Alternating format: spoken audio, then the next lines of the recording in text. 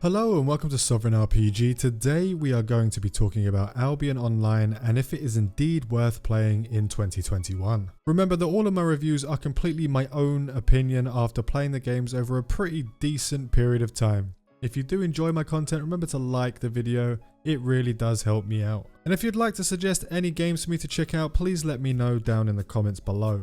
And finally, subscribe if you do find the content useful. I do many reviews, guides, tips and tricks for many games in the RPG genre. Sometimes deviate into other genres if the game looks to be good enough. Recently I've been delving back into Albion Online after a long hiatus due to multiple other games and hitting end game content very quickly at launch. Albion Online is a free-to-play fantasy sandbox MMO that was one of the only crowdfunding MMOs that I have ever played that had true success back in 2017 and is available for PC and Mac.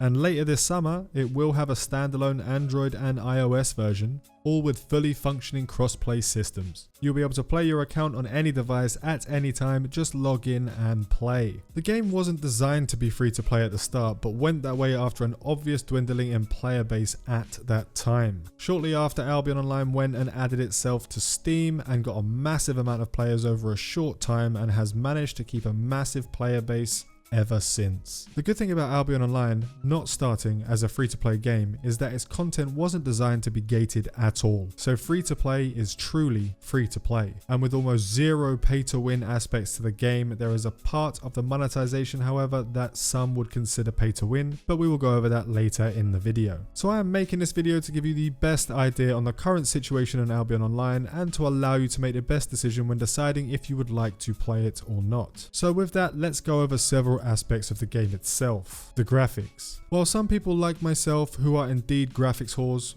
would turn their nose up at such graphics. After a while, they start to grow on you like one of those 3D animes that companies keep churning out. After a short time, I began to really enjoy the graphic style of this game, and because of this particular style, it has aged very well. It also helps to not overload the system when a lot of people are playing at the same time. The population. One of the first things you will notice is that Albion Online is jam-packed with players. I have honestly never seen so many players in a single hub in any MMO ever. There are hundreds if not thousands of players in the main city hubs and many more all over the map itself. You will very rarely ever be alone on its tile-like maps. If you thought this game was dead, at one point it was. But now this game is absolutely heaving. Some have said that there are too many players in this MMO. So with that, let's go over some of the mechanics of Albion Online because there are many and I will try to get through them with detail, but also try to be quick enough that you don't get bored of my voice. The classes. There are no classes in this game. Not in a general way you would see classes. It is more reminiscent of Elder Scrolls Online where you are what you wear. Except there are no base classes in Albion Online. Everyone starts off as the same half-naked nobody on Tutorial Island. You level up by equipping armor and weapons of any kind and they will give you various options on which skills to pick. You level these armor and weapon types by killing whilst wearing them, and you can chop and change whenever you like. Albion Online has a very easy to change system where one day you can play as a mage, swap out a staff to become a healer, chuck on some heavy armor, and a log to become a tank. Any combination can be done, but not all of them a viable option. What makes this system so great is the fact that you never have to re-roll a character, you can just concentrate on the game itself. And if you feel like you want to change, just swap out some stuff, change some skills, and carry on your merry way. The crafting. One of the biggest draws to Albion Online is its crafting system and how they implemented a completely player-run market. There are very few games like this out on the market itself, EVE Online and EVE Echoes being the only two that ever had commercial success other than Albion Online. Everything you can buy and use is player made, even the loot you get from killing mobs and looting chests. There is an NPC you can sell your gear to called the Black Market, which if there are any marketeers out there who like to play games markets, this system is mental. The price of items will keep rising until players sell that specific item to the market. Players have made millions in silver fulfilling these orders. So no items in the game are spawned by the system. You start with no weapons or armor at all and the tutorial drives you through crafting your very own first set. It is truly insane and actually wonderful how this system works. Albion Online features a durability system that will fully destroy items after a certain amount of usage, which is needed or the servers would be completely saturated and the market system would not work. If you like to crafting games and feel like you're needed, then Albion Online is the only game for you. Crafters are needed and really well compensated for their work and loved by the player base, unlike industry players in EVE Echoes. The combat.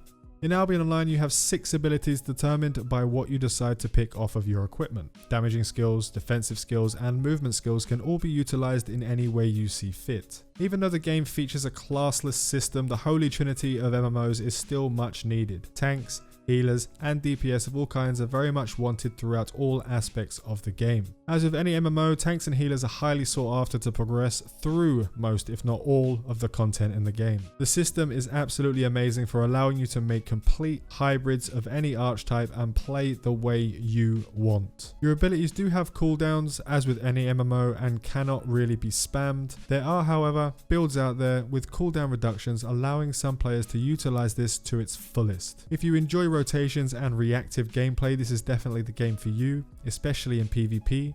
The players in Albion Online get very competitive, which leads to a very high quality of PvP. And if you give it enough time to practice your rotations, can be very rewarding for those players who do so.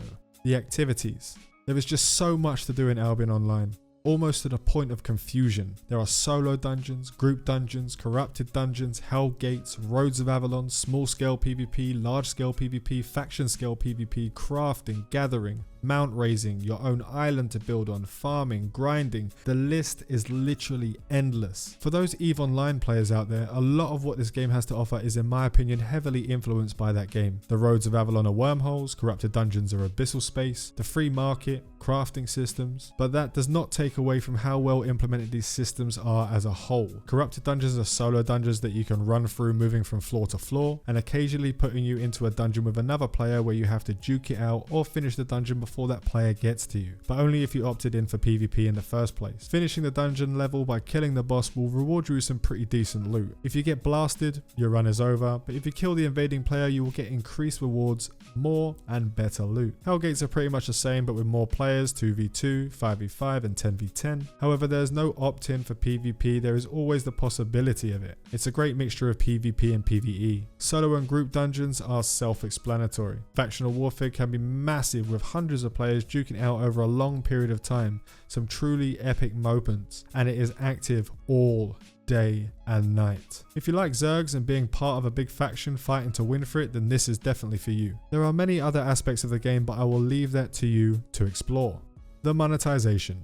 There is a premium function in Albion Online similar to a subscription that can either be bought with in-game silver or real-life money to purchase gold. If you have played EVE Online or EVE Echoes, this is exactly the same as Plex. Getting this 30-day premium increases things like XP, silver drop rate, gathering yield, reduced market taxes, and more. Just basically a general standard to generate and grow at a faster rate than a free-to-play player. Why this is similar to EVE Online and EVE Echoes is that it doesn't matter how much money you have. If you suck at the game, you suck at the game and will have no advantage over other players at all. What some might consider pay to win, like other games like this, is the fact you can purchase gold, sell that on the market for silver, and purchase skill books and increase your proficiency in the items you are wearing, adding several bonuses. You can, however, get these exact same bonuses and buy exactly the same books with grinding and time while free to play. Nothing you can purchase in Albion Online really gives you a leg up. As I said, if you suck, you suck. There are also skins for those interested in always looking sexy. Everyone loves a skin. My final thoughts. I have spent thousands of hours playing Albion Online and always jump back in for a month or two intermittently. The game has a lot to offer, but does require a lot of game time to really get the most out of it. There are aspects of the game that do not require as much time, but in general, expect to really get stuck into this game if you do decide to try it out. If you like what you hear and see in this video, I will leave a link to their website and also to the Steam store page if you would like to try it out. The game is free to download and play forever if you choose to, so there is no harm in checking it out for yourself. If you have played the game before or you do try it out, please let me know down in the comments below what your feelings are on the game itself. Remember to like and subscribe if you did enjoy the video. Fly safe and avoid local chat scams.